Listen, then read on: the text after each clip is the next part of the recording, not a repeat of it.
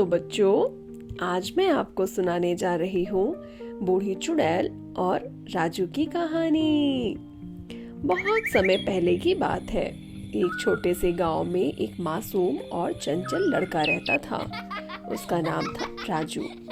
राजू बहुत दयालु था और पूरे गांव में सबका चहेता था। राजू को जंगल में घूमना, पेड़ पौधों और जानवरों से बातें करना बहुत अच्छा लगता था। लेकिन गांव वालों ने सारे बच्चों को सख्त मना किया था कि बच्चे पुराने जंगल में ना जाएं। वहाँ एक चुड़ैल रहती है जो दिखने में बहुत डरावनी है। उसके बाल बिखरे रहते हैं, आंखें लाल हैं और वो बच्चों को अपने साथ ले जाती है।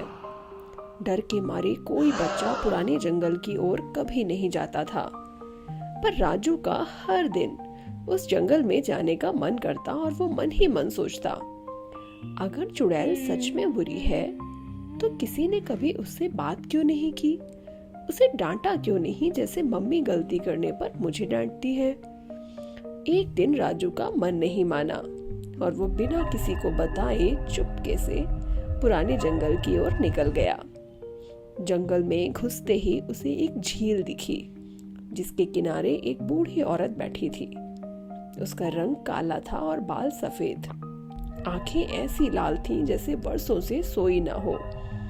राजू डरते हुए धीरे से बोला, क्या क्या आप वही चुड़ैल हैं? उस औरत ने चौंक कर देखा, फिर मुस्कुरा कर बोली, तू यहाँ कैसे आ गया? तुझे रोका नहीं गांव वालों ने? हाँ, लोग मुझे चुड़ैल कहते हैं क्योंकि मैं उन सब से अलग हूँ। राजू थोड़ा नजदीक गया और पूछा, क्या आप सच में बच्चों को अपने साथ ले जाती हैं? क्या आप सच में उन्हें नुकसान पहुंचाती हैं? चुड़ैल ने राजू के सर पर हाथ फेरा और बोली, नहीं बेटा, मैं तो बस पेड़ों, जानवरों और झील की देखभाल करती हूँ।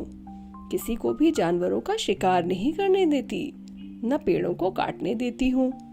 इसलिए लोगों ने मुझे दुष्ट चुड़ैल समझ लिया। राजू को बहुत दुख हुआ। उसने सोचा कि ये तो नेक चुड़ैल है। वापस आकर राजू ने सबको नेक चुड़ैल के बारे में बताया कि वो चुड़ैल नहीं है, वो तो जंगल की रक्षक है। लोगों ने पहले उसकी बात नहीं मानी, लेकिन जब उसके माता पिता और गांव के मुखिया ने जाकर देखा कि वो बूढ़ी औरत तो घायल पशु पक्षियों की देखभाल कर रही थी, वो पेड़ लगाती और झील की सफाई करती, तो सबको अपनी गलती का एहसास हुआ और उस दिन से सबने उसे वन माँ का नाम दे दिया। बच्चे उसे फूल देते और वो उन्हें कहानियां सुनाती और राजू, वो तो उस नेक चुड़ैल का सबसे प्यारा दोस्त बन गया। तो बच्चों, आज की इस कहानी से हमें क्या सीख मिलती है? ये कि कभी कभी हम लोग दूसरे को बिना समझे ही उसे बुरा मान लेते हैं। किसी के बारे में भी राय बनाने के लिए उनके दिल को पहचानना और उन्हें समझना बहुत जरूरी होता है।